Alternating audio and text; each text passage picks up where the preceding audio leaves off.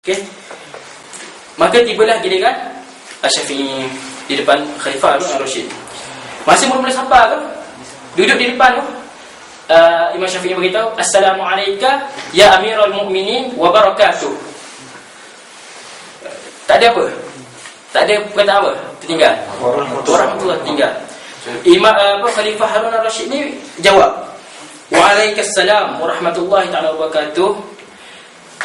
Orang yang semua diam sebab orang tak berani depan khalifah ni ucap apa-apa selain mereka diperintahkan. Tapi Imam Syafi'i duduk depan bagi salam. Dan benda tu menarik perhatian khalifah lah pada masa tu. Khalifah berkata, "Wahai Syafi'i, kenapa tak ada warahmatullah?" Tak. Kenapa tak ada warahmatullah? Ada wabarakatuh je. Tak, Syafi'i pun beritahu, sebab warahmatullah itu ada di dalam hati kamu. Okey, ada. Masa tu Khalifah Harun Ar-Rasyid hati dia lembut, dah jadi lembut. Lepas tu Imam Syafi'i membacakan ayat kelima daripada surah, ayat ke-55 daripada surah An-Nur. Siapa baca? Siapa baca? Siapa boleh baca? Tak apalah. Okey. Selepas dia membacakan ayat ke-55 daripada surah An-Nur itu, hati Imam Khalifah Harun Ar-Rasyid ni semakin tenang. Semakin macam semakin marah, dah mula depan dah pancung semua kan. Tak. Malah tenang sikit. Warahmatullah tu tenanglah. Ayat ke-55 soalan ni lagi tenang. Selepas tu khalifah bertanya kepada Syafi'i, "Wahai Syafi'i, kenapa kamu menyebarkan fahaman Syiah?" Syafi'i pun jawab.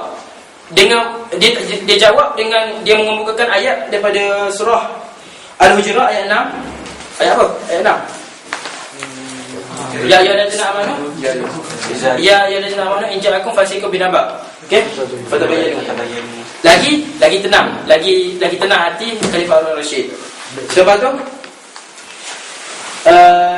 beliau meminta khalifah melepaskan ikatan pada tangan dia, barulah dia boleh bercerita kenapa dia menyebarkan faham Syiah.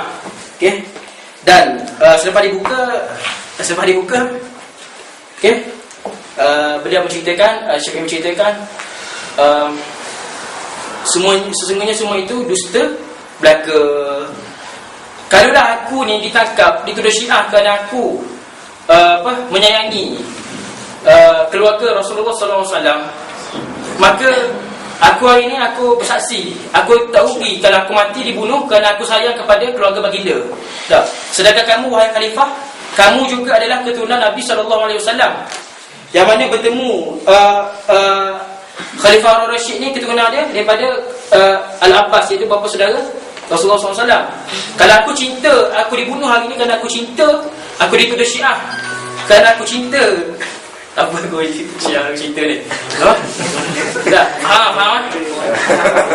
Kalau aku dibunuh kerana aku dituduh Syiah, kerana aku dituduh Syiah itu kerana aku cinta kepada keluarga Rasulullah SAW, maka aku rela dibunuh hari ni. Okey?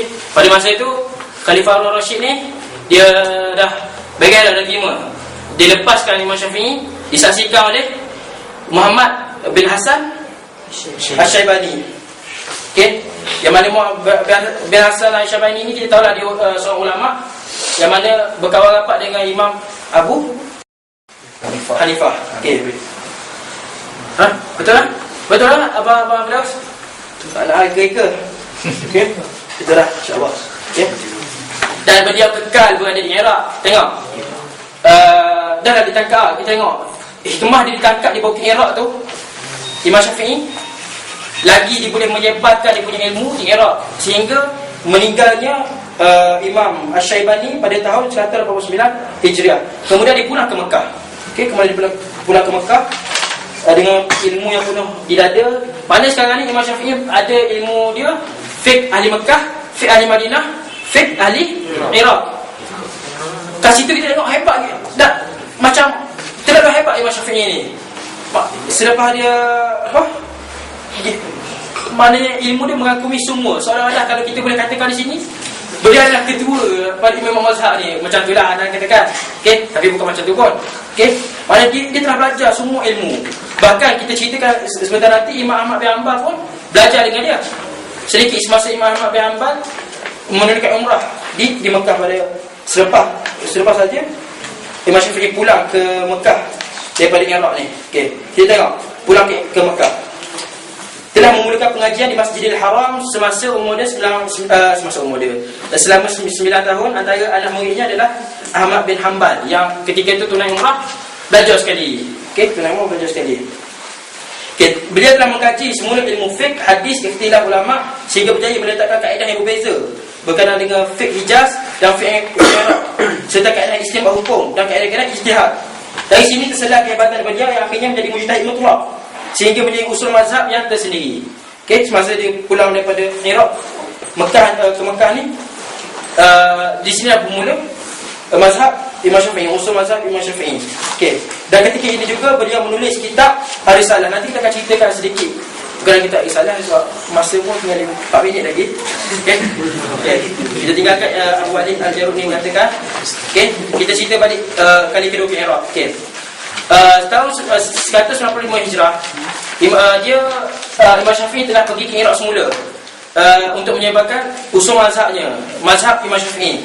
Okey, telah mengajar di Al-Jami' Al-Gharbi di mana kelas pengajian ini dihadiri oleh Imam Ahmad bin Hanbal, Ishaq Ar-Rawahih, Bashar Al-Murisi, bukan Bashar dia. Ada kaitan tak? Ada kaitan? Apa benda ni?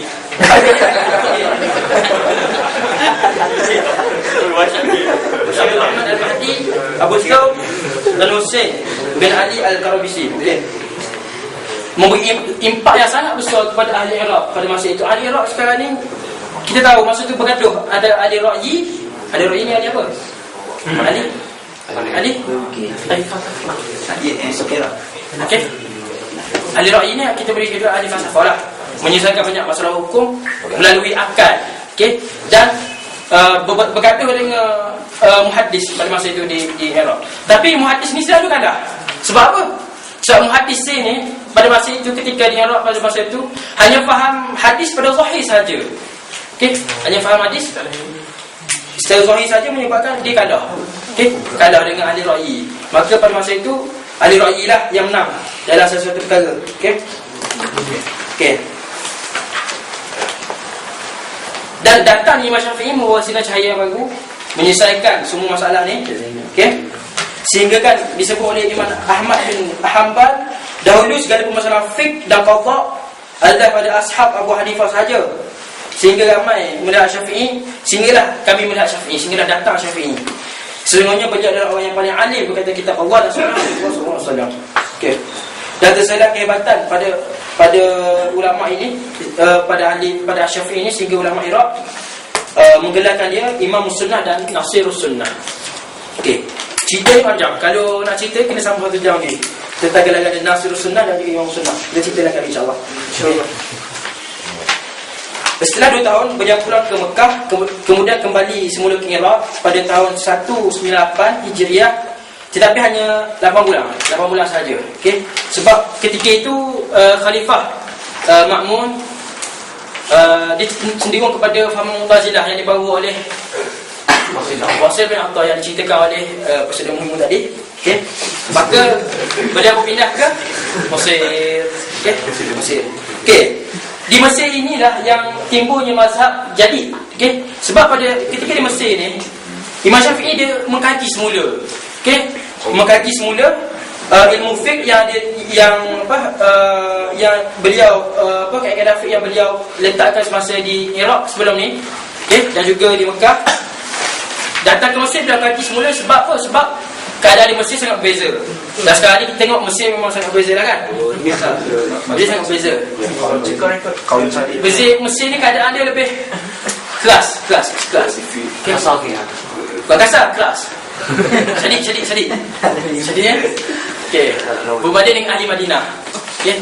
Keras juga, tapi tak segar Mesir. Itu orang je lah. Okay. Dan budaya pun berbeza. Maknanya Saqafah dia pun berbeza. Okay. Sehingga Imam Syafi'i pasal mengkaji.